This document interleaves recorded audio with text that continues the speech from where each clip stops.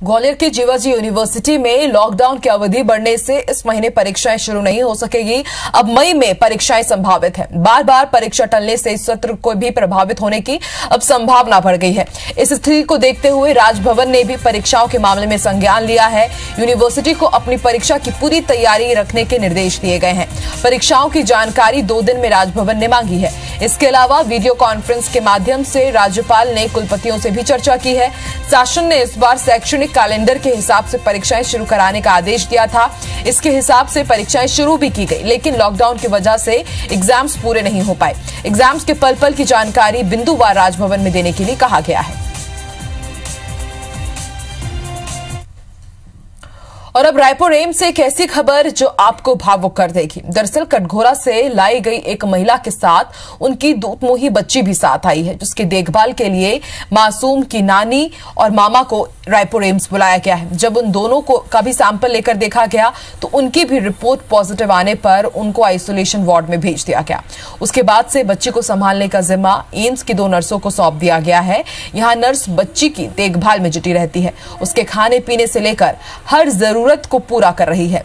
ये सेवा भाव और अपनेपन की भावना के कारण ही डॉक्टर्स और नर्सों को देवदूत कहा जाता है।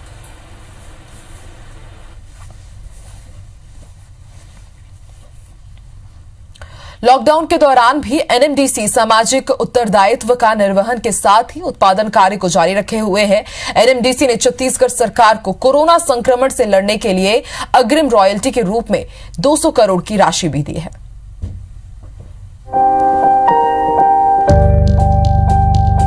बस में सोशल डिस्टेंसिंग का प्लान करते हुए बैठे ये कर्मचारी एनएमडीसी के हैं,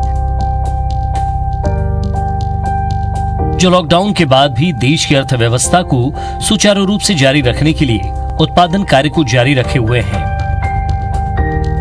नवरत्न कंपनी उत्पादन के साथ केंद्र और छत्तीसगढ़ सरकार को भी कोरोना वायरस से लड़ने की आर्थिक मदद दी है। एनएमडीसी ने प्रधानमंत्री केयर फंड में 150 करोड़ की राशि दी है, तो छत्तीसगढ़ सरकार को 200 करोड़ की अग्रिम रॉयल्टी दी है।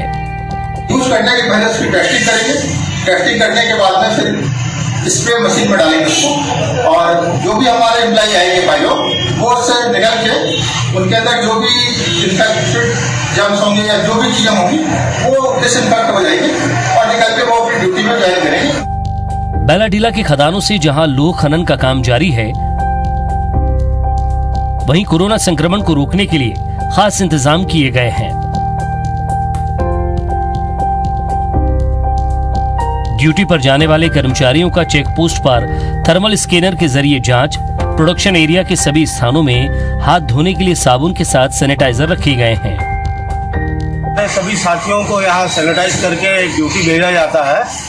सबसे पहले आप देख रहे होंगे जो मेरे पीछे है, एक टनल बनाया गया है और सोशल डिस्टेंसिंग को मेंटेन करते हुए गोला राउंड बना दिया गया है।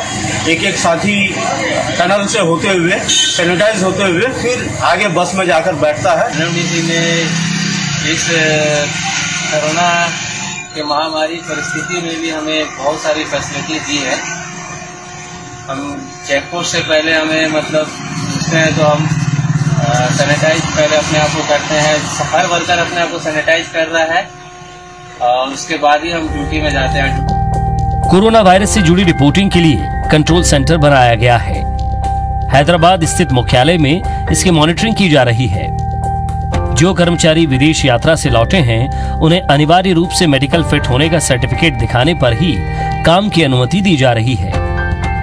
एनएमडीसी प्रबंधक ने एक स्पेशल टीम जो है उन्होंने हॉस्पिटल के लिए बोले हैं।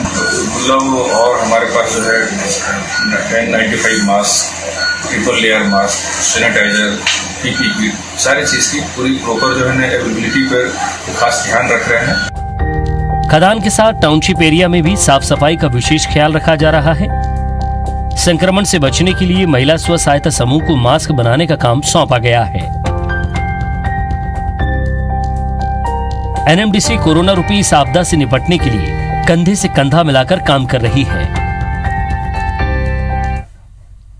और इसी के साथ इस बुलेटिन में इतना ही। देश और दुनिया की तमाम खबरें IBC 24 पर लगातार जारी है और इसी के साथ एक बार फिर से आपसे यही अपील करेंगे, घर में